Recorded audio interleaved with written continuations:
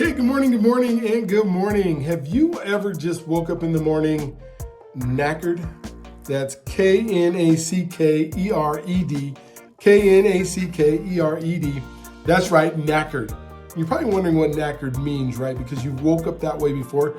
I would say that we all have. We woke up, we've been out and about, we've also gone to bed very knackered. And the meaning of knackered is just extremely tired. And so if you're using it in a sentence, right, I woke up knackered this morning, couldn't hardly move, couldn't hardly get things done.